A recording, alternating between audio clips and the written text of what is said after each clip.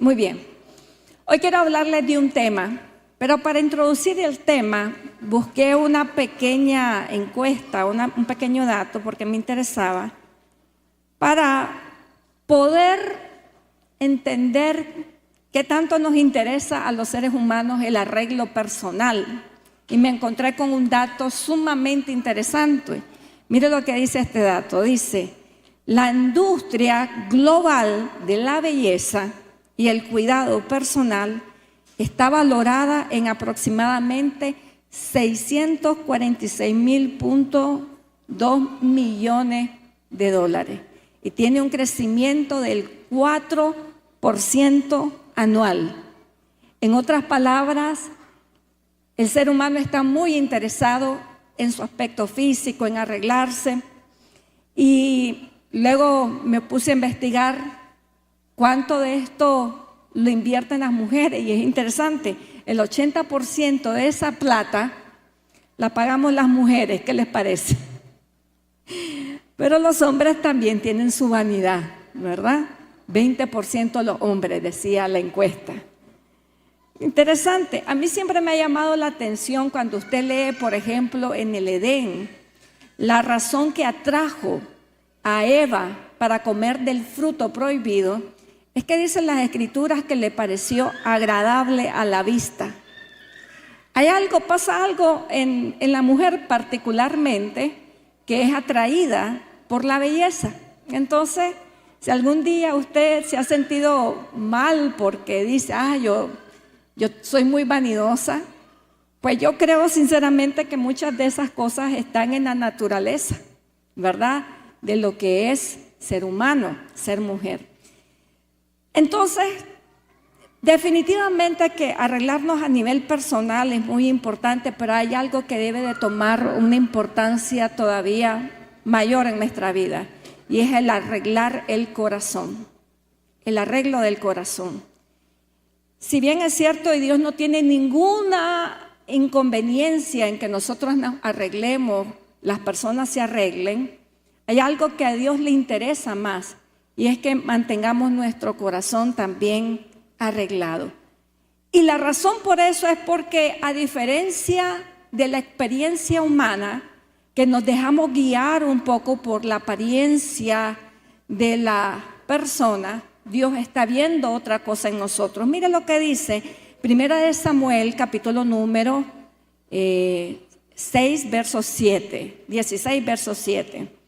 Dice de la siguiente manera, léalo ahí conmigo. Dice, pero el Señor le dijo a Samuel, no mires a su apariencia ni a lo alto de su estatura, porque lo he desechado. Está hablando del rey Saúl, y la Biblia enseña de que el rey Saúl da la descripción de su apariencia, y tenía la apariencia de un hombre destacable. Era un hombre muy alto, y la Biblia lo describe también como un hombre atractivo, ¿verdad? Aquí está hablando de uno de los hermanos mayores de David, porque usted se acuerda que Saúl fue desechado, y entonces luego manda Dios al profeta Samuel para que elija dentro de la casa de Isaí a uno de los hijos de él. Y claro, Samuel era humano igual que usted y yo, y se dejó llevar por la apariencia de los mayores, que eran hombres muy apuestos. Aparentemente era una familia de gente guapa. Pero el Señor le dice a Samuel, no se fije en eso, porque yo no veo lo que ve el hombre. Luego dice, no mires a su apariencia ni a lo alto de su estatura, porque lo he desechado. Pues Dios no ve como el hombre ve, pues el hombre mira la apariencia exterior, dice, pero el Señor, ¿qué mira? Mira el corazón. Ahora, el hecho que Dios esté viendo en el corazón no quiere decir de que usted ya no se pueda arreglar, que no es importante que usted se arregle. Usted vive entre humanos. Y yo no sé cuántos de ustedes los criaron con este dicho que decían, a como te ven te tratan, ¿se acuerdan? ¿A cuántos le dijeron eso de chiquito? A como te ven te tratan. Esa era la cantareta de mi mamá todos los días. Antes de que yo saliera a la clase, siempre me decía, arréglate, que a como te ven, te tratan. Eso lo escuché toda mi vida. Entonces, lo uno no quita lo otro. Usted puede seguirse arreglando y eso no lo hace menos espiritual. Sin embargo, por encima de esa preocupación por lo que la gente pueda ver de nosotros, la apariencia nuestra, deberíamos de tener una preocupación mayor y es cómo nos está viendo Dios. Porque si Dios no le interesa cómo nos veamos a nivel físico, le interesa y lo que ve en el corazón, la pregunta que todos deberíamos de tener es, cuando Dios ve nuestro corazón, ¿qué está viendo? ¿Qué ve el Señor cuando ve nuestro corazón? Nos arreglamos, así como en las mañanas nos levantamos para arreglarnos para el día, que nos vamos al baño, nos bañamos, nos lavamos los dientes y tenemos nuestras rutinas ya establecidas de arreglo personal, diarias. La pregunta es, ¿de esa manera estamos programados para que cada día Dios pueda ver en nuestra vida un corazón que está arreglado para Él? Y entonces son preguntas que van más allá de una simple, por así decir, cuestionamiento, sino que tenemos que profundizar más en esto, porque esto es importante. Miren lo que dice Gálatas capítulo 1, verso 10.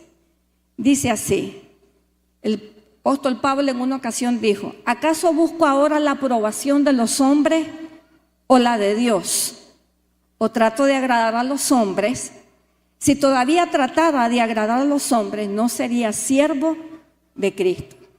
Pablo tenía claridad que si había un personaje en su vida con el que él tenía que quedar bien, era con Dios. Aunque su ministerio era hacia los hombres, Pablo sabía de que por encima de querer quedar bien con alguien, su prioridad tenía que ser quedar bien con Dios, agradar a Dios. Y eso es algo que todos deberíamos también de estar preocupados por eso. No preocuparnos tanto por lo que la gente dice de nosotros. Hay un dicho que a mí me agrada, muy popular, que dicen, hagas bien o hagas mal, la gente siempre te va a criticar. Y nadie se salva de eso. Hasta los más callados, los que ni siquiera hacen ruido cuando caminan. Aquellos aún que cuando se ponen zapatos ruidosos tratan de caminar así para que la gente ni los note porque no quieren llamar la atención. Pero aunque usted se maneje en la vida así, tratando de que nadie lo critique, de nadie lo vea, no se va a salvar. Es el destino de todo ser humano viviente.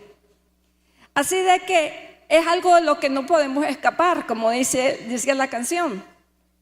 Por eso nuestra concentración y máximo esfuerzo nunca debe de ser agradar a las personas o evitar la crítica de las personas.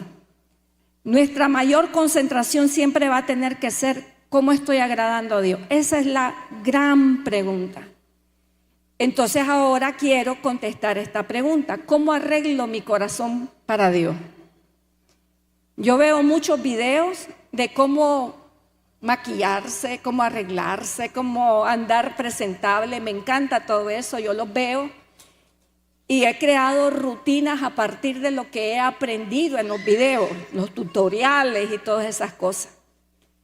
Pero también me pregunto, Señor, ¿es fácil agarrar un lápiz de ceja y comenzarse a pintar la ceja y hacer sus cosas uno, verdad, como mujer? Eso es fácil. Pero cuando se trata de arreglar el corazón para presentarlo bien delante de Dios, ahí sí se requiere un esfuerzo espiritual, que no muchas personas están dispuestas a hacerlo. Hay una realidad del ser humano que siempre me ha llamado la atención en Juan capítulo 3, verso 19. Todos nos sabemos Juan 3:16, que dice, porque de tal manera amó Dios al mundo, que envió a su Hijo para que todo aquel que en Él crea no se pierda, mas tenga vida eterna. Pero 3 versos después, el apóstol Juan señala la realidad de la humanidad y dice: y la verdad que la luz vino al mundo, pero los hombres amaron más las tinieblas. ¿Qué significa esto? Significa que la naturaleza humana está inclinada a amar las tinieblas y no la luz. Está inclinada a hacer las cosas que le agradan a su carne, más que las cosas que le agradan a Dios. Esa es la inclinación natural del ser humano. Entonces, para poder ser una persona que agrada a Dios, uno tiene que dar un paso al frente y hacer un esfuerzo espiritual por hacerle frente a los deseos de la carne, que dice la Biblia que siempre se van a oponer al espíritu. Siempre. Usted toda la vida va a tener una lucha entre su carne y el espíritu. La carne que se quiere agradar a sí misma y el espíritu que quiere agradar a Dios. Entonces quiero darle 3 consejos pequeños de la palabra de Dios de cómo podemos hacer, qué prácticas podemos hacer nosotros para arreglarle nuestro corazón para el Señor. Número 1, es interesándonos por saber qué es lo que le agrada. Muchas veces uno se arregla para otras personas. Las esposas nos arreglamos para los esposos, ¿sí o no? Yo recuerdo los años en que me ponía pestañas de esas falsas. Y de repente llegaba donde mi esposo, ahí toda alegre, fachenteándole mis pestañas. Y él muy educadamente, yo le decía: ¿qué te parecen? Se mira bien, ¿verdad? Y corría hace algún tiempo. Cada vez que me las ponía yo me sentía. Un día yo dije para mí: ay no, esta es la cosa más incómoda que uno anda, no se puede lavar bien los ojos, si me pica no me puedo rascar bien mi cara. Y entonces ya no me vuelvo a poner esta cosa. Y les empecé a agarrar odio. Entonces un día le digo a mi esposo: ya no me pongo más esas benditas pestañas, me caen mal, no las soporto. Entonces me dice mi esposo: qué bueno, me dice. ¿Cómo que qué bueno? Es que no sé, siempre te miraba, me dice, como, ¿te acordás de aquellas muñecas viejas que se le quitan las pestañas? Me decía. De esas muñecas cuando están viejas y andan como sin un tuco de pestañas, así. Y yo le digo: qué amable, me lo hubieras dicho antes, ¿no? A veces uno anda por la vida queriendo agradar sin saber exactamente qué es lo que la otra persona quiere que le agrade. Por eso interesarse en saber qué es lo que le agrada a la persona que uno quiere agradar le va a dar una ventaja a uno en la vida. Entonces interesarse en saber lo que a Dios le agrada, porque muchos de nosotros andamos por la vida haciendo cosas creyendo que son agradables, pero dice la Biblia: engañoso es el corazón más que cualquier cosa. Nuestro corazón nos puede engañar también en cuanto a este tema. Y también las Escrituras hablan un pasaje que siempre me deja asustada, cuando declara de que muchas veces nuestras obras de justicia son como trapos de inmundicia delante de Dios.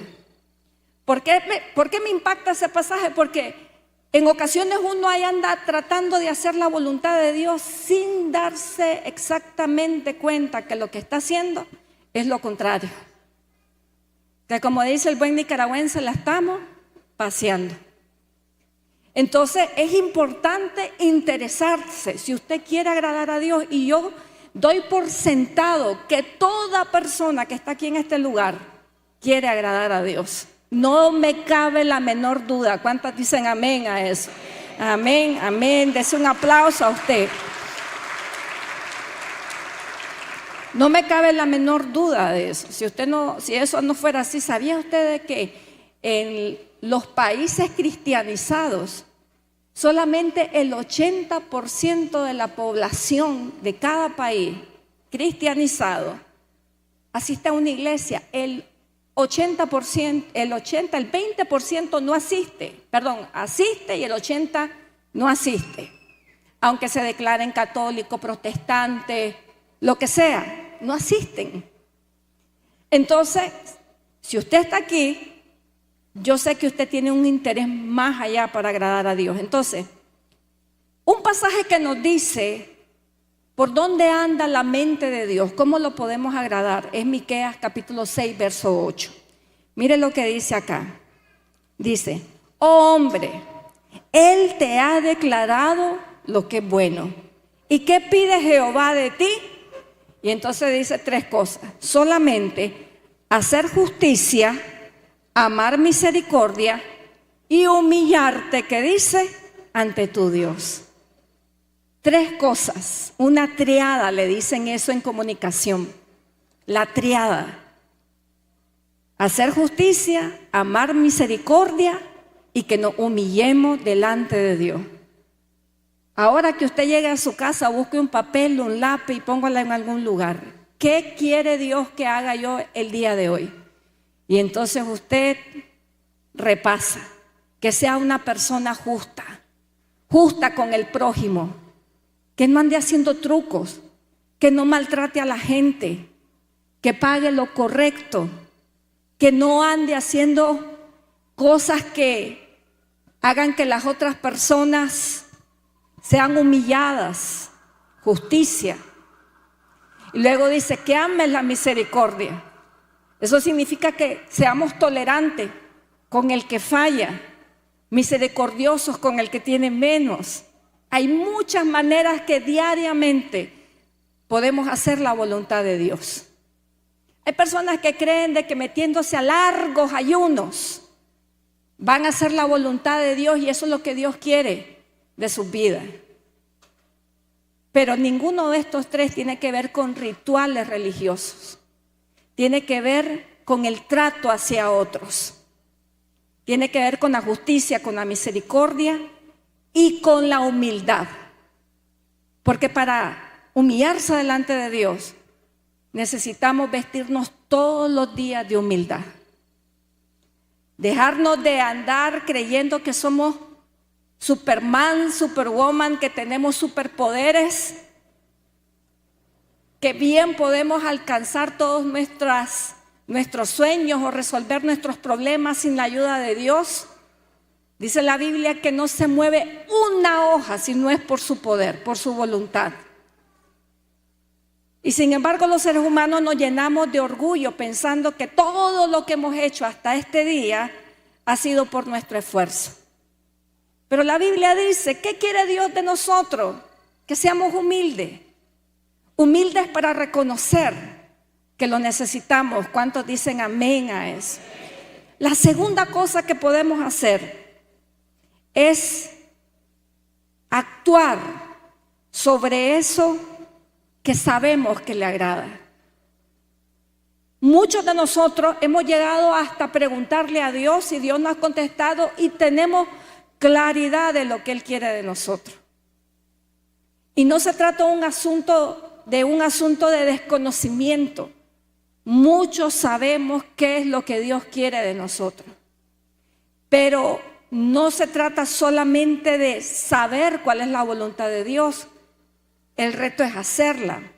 Hay una historia de las Escrituras que a mí siempre me ha llamado la atención porque me identifico muchísimo. Yo siempre le digo a mi esposo que yo soy uno de esos 2 personajes. Mire lo que dice Mateo 21, verso 28. Jesús cuenta la historia de un padre con 2 hijos que tenían que ir a hacer una labor para su papá. Pero no se las voy a contar, se las quiero leer. Dice así: Jesús les preguntó, ¿qué les parece? Le dice a los discípulos.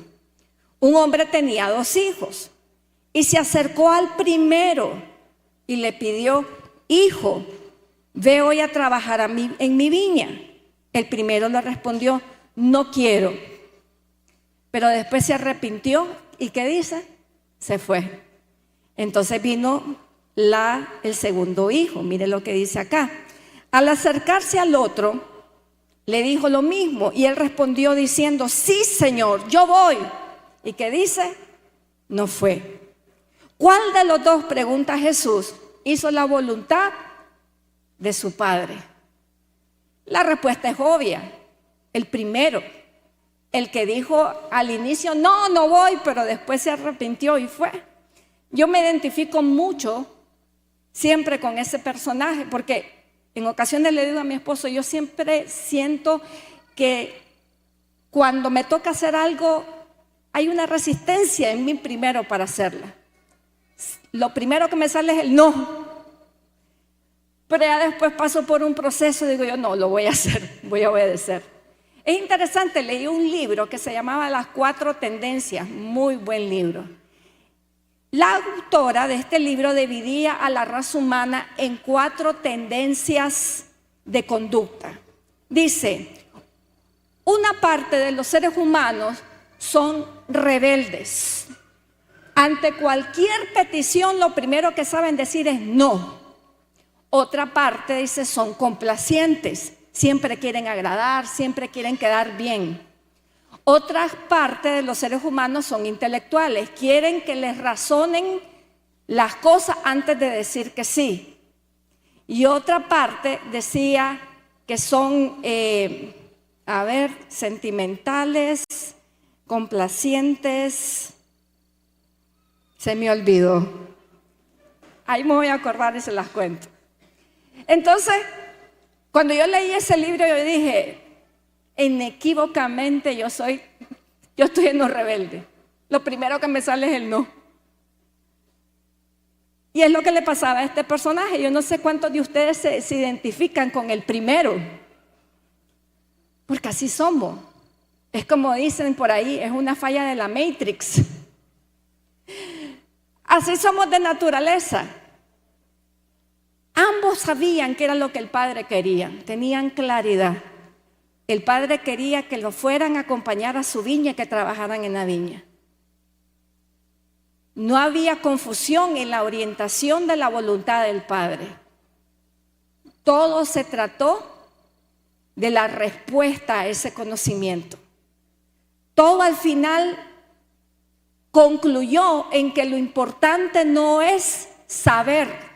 Lo importante es actuar sobre lo que ya sé.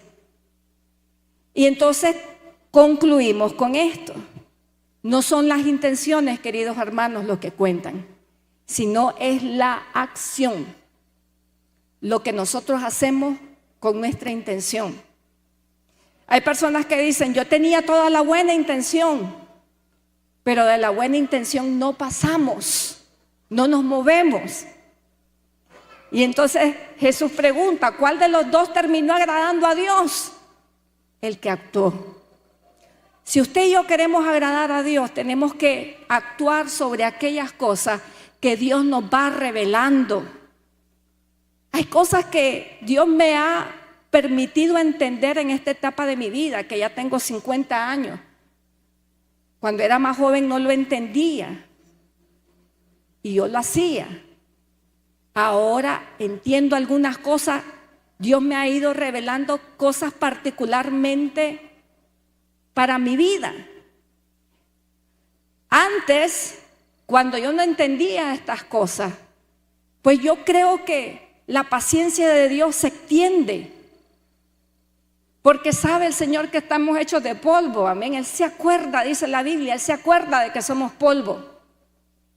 Pero ahora que ya sé, Dios no espera que solamente sepa, sino que actúe sobre aquellas cosas que ya sé. Si queremos agradar a Dios, esa es la solución. La solución será actuar sobre las cosas que Dios nos ha revelado. Y la tercera y última, siempre me gusta tener 3 puntos. ¿Qué podemos hacer para arreglar el corazón para Dios? Y este punto para mí es bien trascendental. Es eliminar de nuestra vida lo que ya sabemos que no le agrada.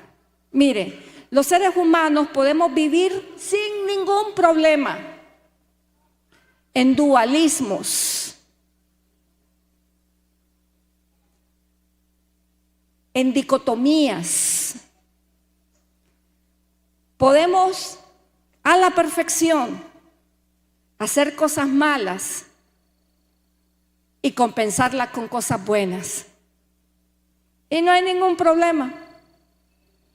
Podemos saber cuál es la voluntad de Dios y hacerla un poquito, al mismo tiempo que también hacer lo que ya sabemos que no le agrada a Dios. Esto lo hacía el pueblo de Israel. Mire lo que dice Isaías. Isaías capítulo 1, márquelo en su Biblia, porque le va a enseñar una verdad espiritual en la que muchas veces llegamos a fallar. Mire lo que dice Isaías. Le voy a poner primero el contexto. Este es un reclamo de Dios al pueblo de Israel, porque ellos se habían acostumbrado, se habían disciplinado a llevarle holocaustos al Señor, a presentarles ofrendas. Pero luego de eso, ¿qué es lo que ellos hacían? Daban la vuelta y seguían en su vida de pecado, en sus idolatrías y todo eso. Hasta que un día Dios le manda con el profeta un mensaje y les dice: ¿de qué me sirve, dice, la multitud de sus sacrificios? Y mira las palabras que usa el Señor en esta vuelta. Hastiado estoy, ¿qué dice? De holocausto. Cuando vienen a ver mi rostro, mire qué interesante esto, porque Dios está denunciando el pecado al mismo tiempo que está reconociendo que el pueblo llega al templo a buscar su rostro. Entonces sigamos. ¿Quién pide eso de sus manos para que pisoteen mis atrios? Entonces luego dice el Señor: no traigan más ofrendas vanas, el incienso me es una abominación, también las lunas nuevas, los sábados y el convocar asamblea. Gente que cumplía todas las fiestas habidas y por haber estipuladas en la religión. Y luego dice: no puedo soportar iniquidad con asamblea festiva. Hacían las dos cosas.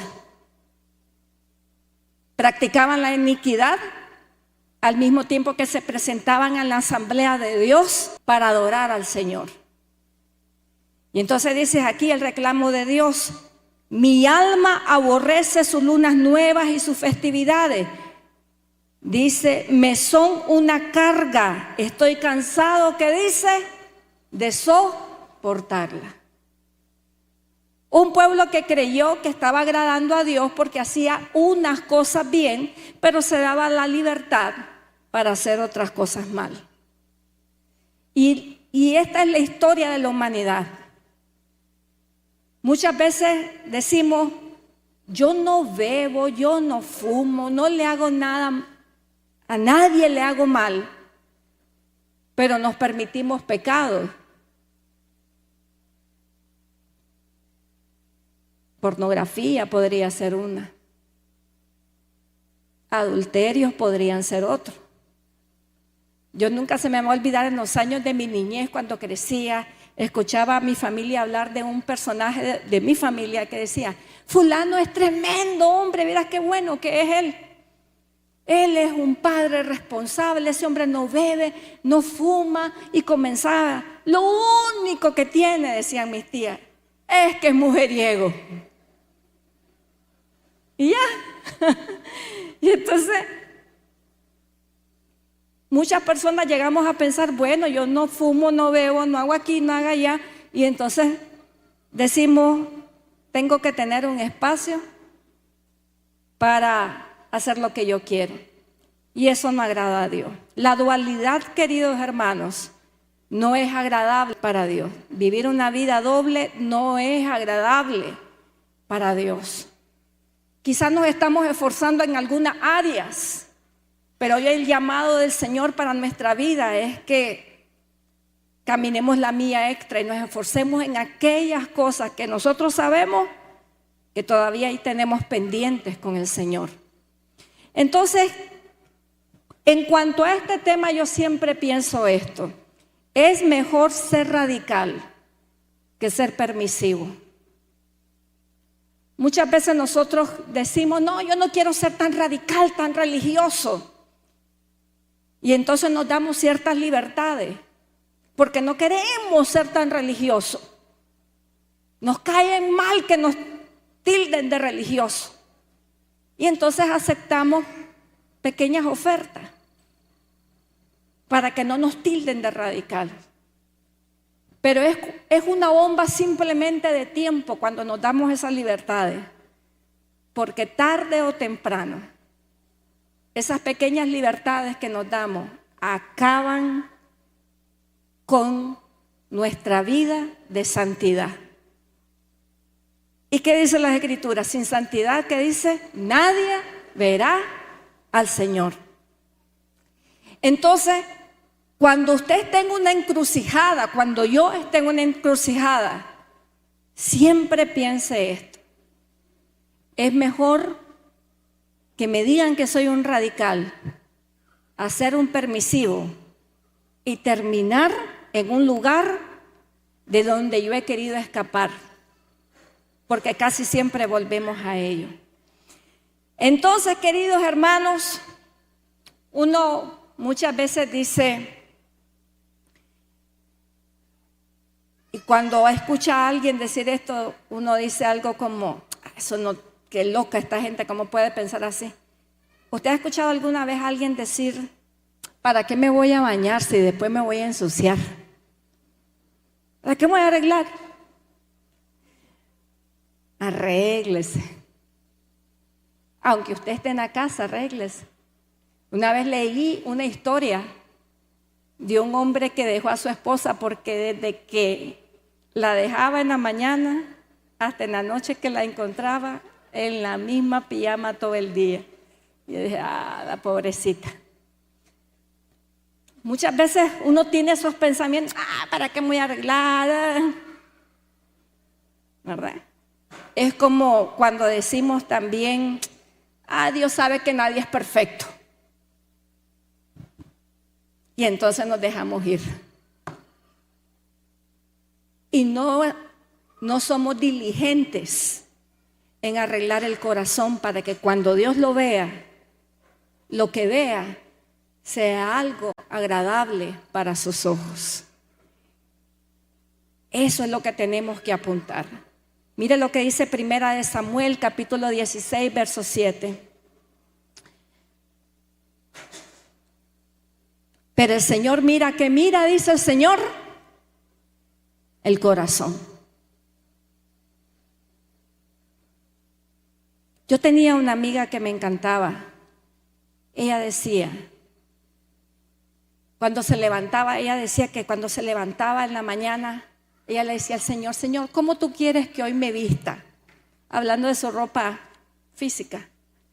Y yo decía para mí, qué exagerada. Hasta en eso le va a estar preguntando a Dios. Pero después entendí que no estaba exagerando ella. Ella quería agradar a Dios en todos los aspectos de su vida. En todos. Y eso es bonito. Y eso es evidencia de que hay personas en este mundo, cristianos en este mundo, que no se conforman. Que se van a levantar todos los días para decir, Señor, ¿cómo puedo hoy arreglar el corazón? Para que cuando tú lo veas, te agrade. Y tal vez el Señor le va a decir, bueno, deja de estar molesto. Anda a pedir disculpas. ¿Qué te parece si hoy no le gritas a tu familia? ¿Qué te parece si hoy vas y le pedís perdón a esta persona que ofendiste? Así se arregla el corazón, haciendo justicia, misericordia y humillándose delante de Dios. Amén. Les quiero dejar con Hechos 13:22. Yo siempre me he preguntado, porque cuando usted lee la historia de David, hay episodios mega decepcionantes de David, como el de Betsabé, ¿se acuerda? Y uno dice, ala, y ese era el hombre que agradaba el corazón de Dios, que Dios. Entonces siempre me pongo a pensar, Señor, ¿qué tenía David que te agradaba tanto? Porque él no dejaba de ser un mortal como nosotros que tenía sus problemas y sus luchas con la carne también. Pero mire lo que dice Hechos 13:22 cuando habla de David. Dice, después de quitar a Saúl, les levantó por rey a David, de quien dio también testimonio diciendo, he hallado a David, hijo de Isaí, varón conforme a mi corazón. ¿Y por qué era conforme al corazón? La respuesta está ahí mismo. Quien hará todo lo que yo quiero.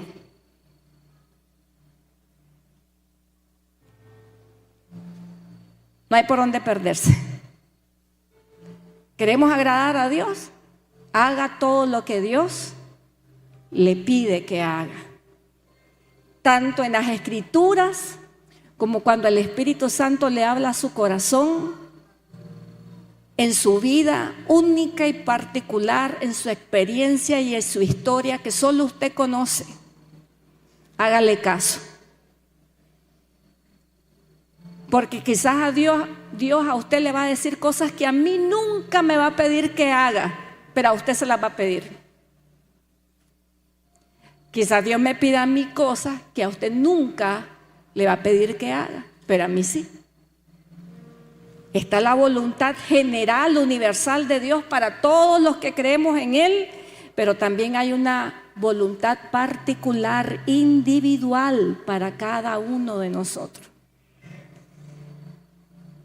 Haga todo lo que Dios quiere que usted haga.